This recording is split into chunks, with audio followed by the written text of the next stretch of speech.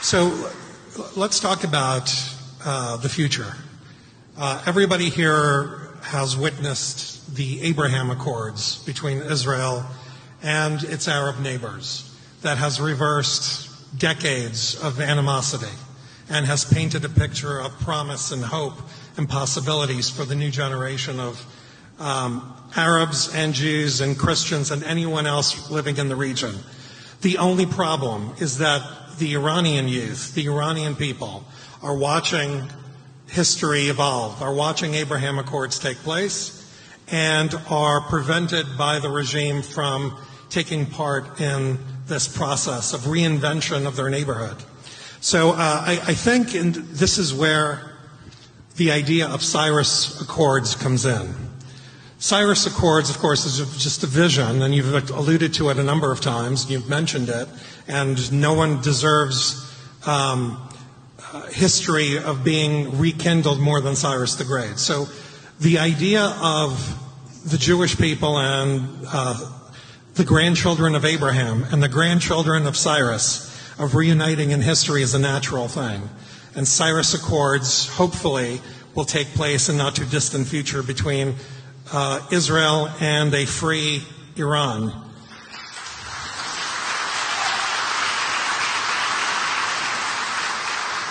But it's one thing for us to be able to just talk about it. Wouldn't it be great? And of course, everybody in this room believes that it would be a great idea. But is it realistic? And how do the Iranian people feel about the Jewish people? And what are the real possibilities of striking a peace deal with a future for Iran and creating a new legacy, rekindling on the old legacy? Well, I think today we have some measuring tools in terms of understanding what's the temperature or the public opinion of this or that country and its population.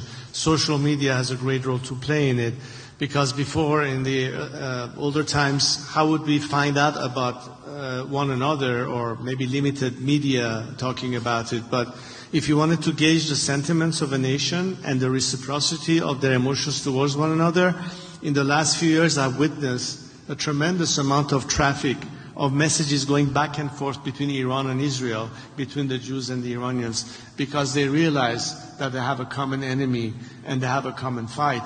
And nobody will understand it better than my compatriots and the Israeli people when we talk about Hamas, when we talk about Hezbollah, when we talk about the regime's proxies, their terror. And that's why it was so shocking that some in the world didn't understand that continuing a policy of containment and appeasement, and more importantly, throwing a lifeline to the regime by allowing them to have access to the kind of money that they shouldn't have had in the first place, that did not go to help the starvation of the Iranian people on the streets, but funding these proxies to the point that I don't think October 7th was an accident. These are the consequences of not looking at the solution the right way. And yes, the reason I was talking about the Cyrus Accords, among other things, is that I cannot envisage a Middle East having the stability that it deserves without Iran playing a critical role in it, perhaps a key role. But which Iran is the question? Let's not go too far. The role Iran played before the revolution was a key element in maintaining regional peace and stability, while having cordial relationship with all of our neighbors, even with the Soviet Union back then. But ever since the revolution, what has happened? Which direction has our region taken? And why is this region abilities to survive or dependency on continuing fomenting instability and conflict as a means to maintain its position? And why is it that I've always argued that if you want to have a true partner in peace, seek the peacemakers. Don't try to cut a deal with the warmongers. That's what's wrong with the picture. And as long as you don't consider that your true alternative, and by the way, something that will put an end to all the various aspects that are somehow connected to this regime in Iran, not just the nuclear threat, but everything else associated with it. You can wipe it all up with one stroke of the hand by just eliminating the root cause of it. Before coming here, as we were visiting the display of what unfortunately happened in that festival that turned disastrous. I was thinking the fact that, once again, what is the root cause? For 40 years we have witnessed the world trying to put out a fire that was lit here or there. But what once have anybody thought that who has the matchbox? Who is the arsonist? What is the source? Where's the money coming from? What is funding it? What is agitating it? You don't have to look too far to realize that the source, unfortunately, has been the very same regime that has occupied Iran and is using our country's resources to conduct this policy of hatred and radicalism. It is this very same regime that is funding those who are attempting an attack on an Israeli embassy in London. This is the same kind of regime that is funding the hatred that we find today on campuses in Canada and in the United States. The same kind of people who side with this anti-Semitic message that is destabilizing the whole European countries.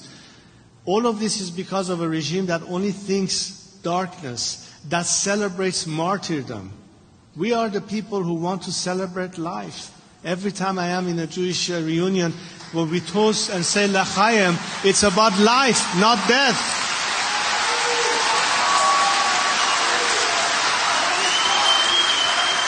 But the irony of it is that when we talk about Mahsa Amini, when we talk about Nikasha Karami and all the victims of this regime, they wanted to live.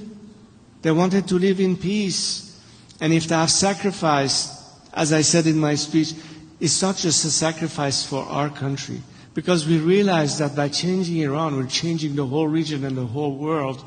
That's why they deserve the support that they have not yet to receive. And that's why I think each one of us, whether we are a member of the community, we have to be able to build a very strong coalition that this time puts the final nail in the coffin of this regime.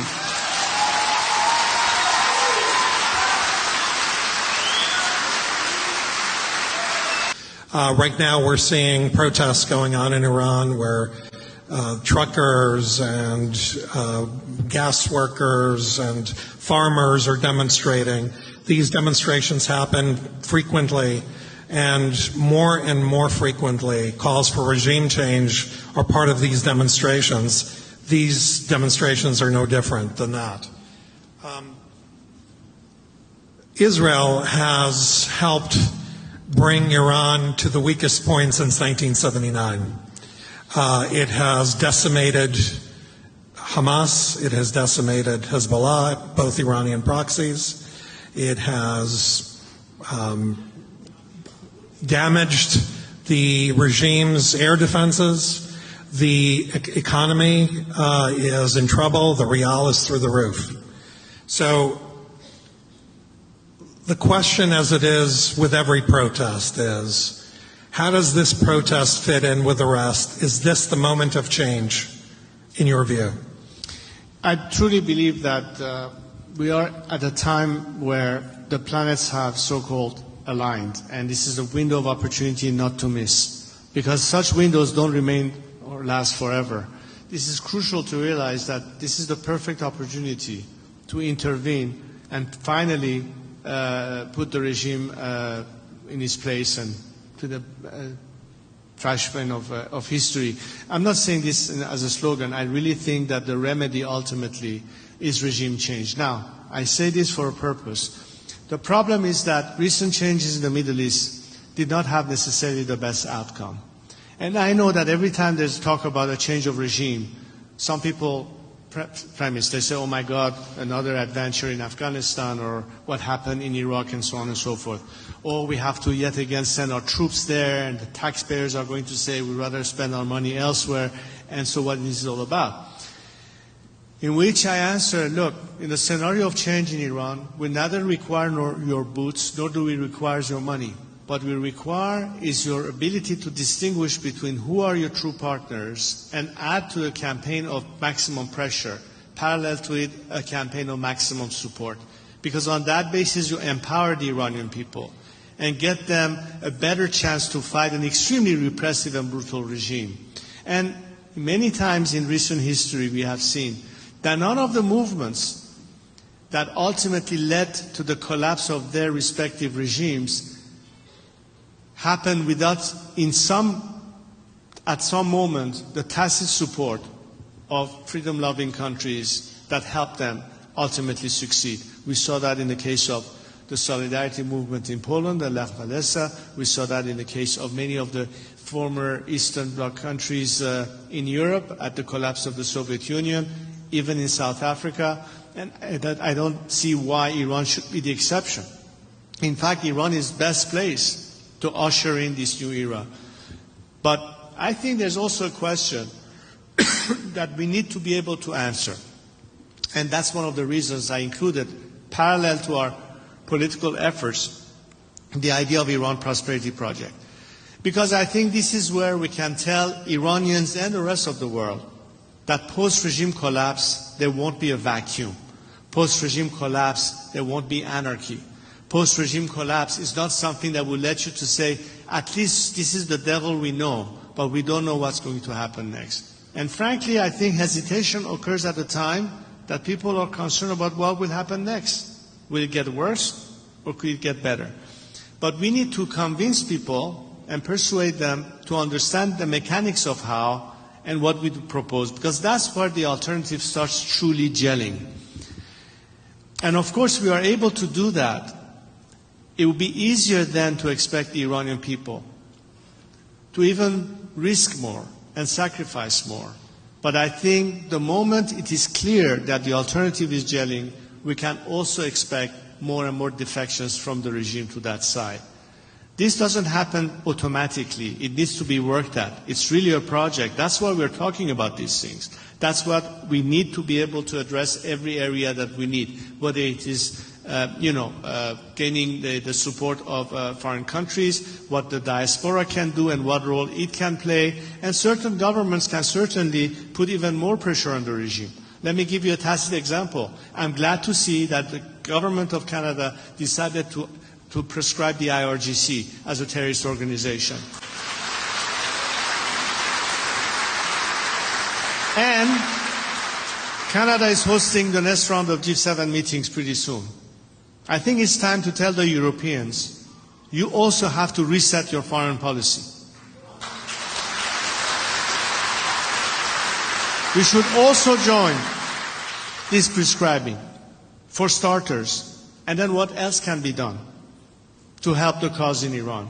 You alluded to the fact that as we speak, for the past few days, we've seen that in Iran there are demonstrations and work stoppages occurring. The truck drivers, I'm sure a lot of you have heard.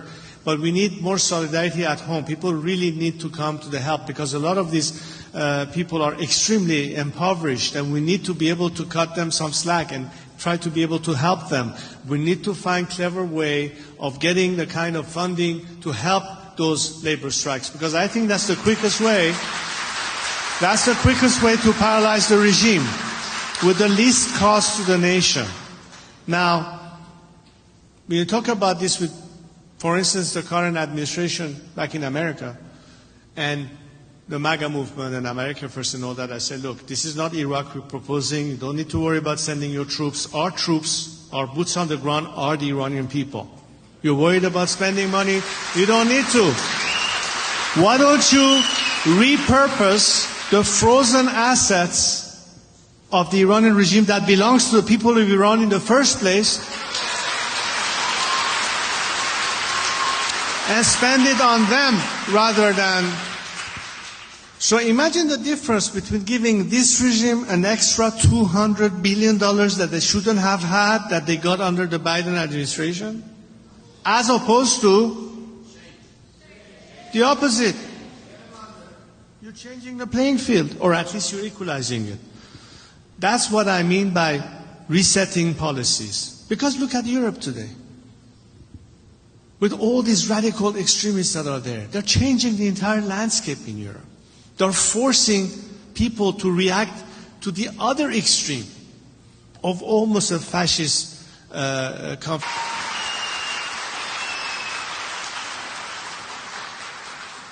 Last question, Your Highness. You mentioned your visit to the Western Wall, your trip to Israel. Not long after your visit, you spoke to a Jewish group in Washington, and you said something very profound, and I just want to echo it here, and I'd love to hear your thoughts. You said, there's a temple that needs to be rebuilt. Iran is our temple.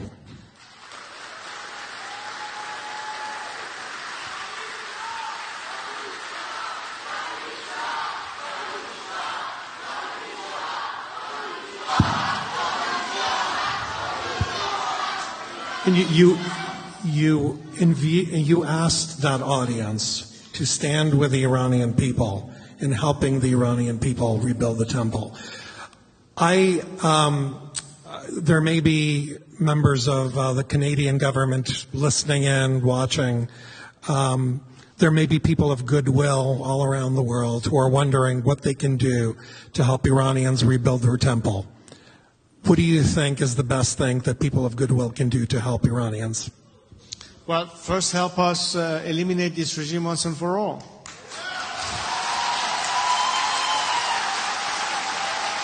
And I say this only because it will be impossible.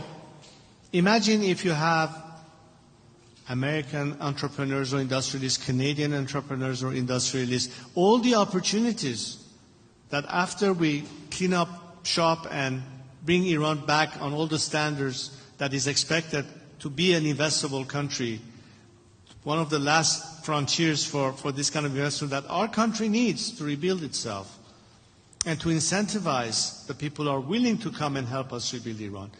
They would love to do this, but not under the current circumstances. So it is inevitable that in order to create those opportunities, which is also good in terms of the economic interests that exist for governments helping us free our country, to provide in return these opportunities, that is good. It's a win-win scenario. It's good for us and for you. It will not happen so long as the regime is still there. So the priority to get there sooner, to provide these opportunities, to impact Iranians and change their life and improve their life and put them back on the track of prosperity and progress, and for other countries to benefit from that relationship, we must first get rid of this regime. And that's something that could be very soon, depending on how committed we are. As I said in my speech, you can either expedite the process by helping us now, or delay and prolong this by continuing to expect a change of behavior and cutting a deal with this mafia-like regime that keeps killing people at home and propagating its venomous radical ideology across the world. If by now you haven't figured it out, then frankly, I'm lost for words. But I think they know it. The question is, where is the courage and determination? You know, I often say, and I said this at my last point, in the last century at least, there were two instances that there was a significant change in the world. And a lot of it had to do because in representing the free world, when I'm thinking the first conflict, the Second World War, could it have happened the way it unfolded without having a strong leadership in Washington and in London between Roosevelt and Churchill? Later on, what put an end to the Soviet Union? Wasn't it because Ronald Reagan and Margaret Thatcher played a critical role in bringing that process to an end? The question we should ask ourselves, beyond what Israelis and Iranians can do, but something beyond our control, where is that strong leadership that, in my opinion, is lacking? Where is the nerve? Where is the courage? Because we know those who stand with the side of evil, but those who want to stand on the truth, and we say, pick your partners carefully. We are your true partners, not this murderous regime that kills its own citizenry with no mercy. What are you hesitating for? If by now you haven't recognized who are your true partners, then we better convince them even harder. But if they believe that's the case, then it's the time to act. Because the more you prolong it, the more consequences it would have. Look at Europe today. They have problems with immigration. they have problem with energy.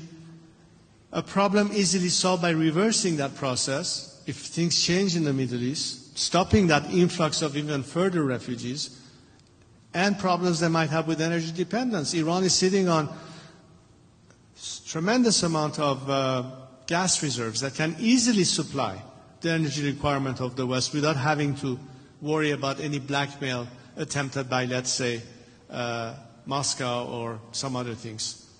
I'm being really practical and real when I propose this, but which Iran is going to do that for you? Which Iran can provide that? And also in our own advantage and interest. These are tangible things to talk about. But we cannot achieve that result if decision makers, if policy makers, if government officials don't look past the current status quo and are only fixated on the regime and not beyond. We need to convince them that after 44 years or 46 years, you have given this regime ample chance to come clean. It hasn't, for good reason. So now it's time to reset your foreign policy. While there is still time, before you had to go to the more extreme, less likable solution. And on that, I'd like to stress the importance of, and I hope you can help me with this message as well. Because often we hear that, well, we shall attempt diplomacy. But if diplomacy fails, okay, let's go bomb the hell out of them and strike their military installations and what have you. What happened in between to invest on the Iranian people at your solution? What happened on giving the Iranian people a chance to bring about that change so you don't have to then resort to have to strike Iran?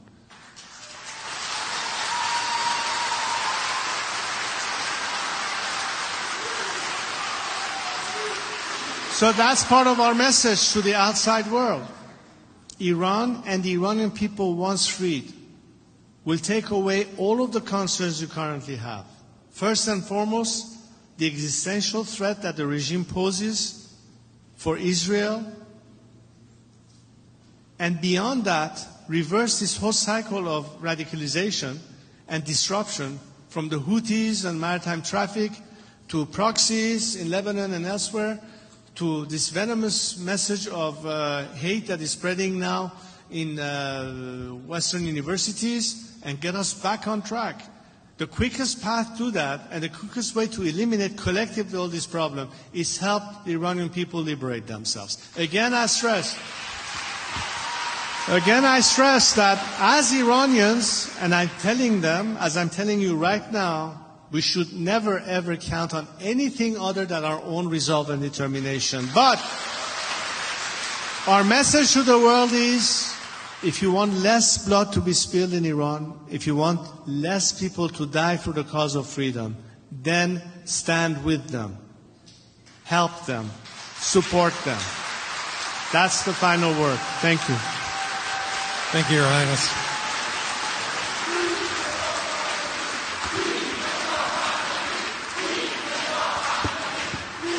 Thank you, sir. Thank you. Thank you all for coming. Thank you, Crown Prince. Everybody here loves you, Your Highness. Jewish and Iranians together. Thank you, everybody. Thank you, the Crown Prince Reza Pahlavi.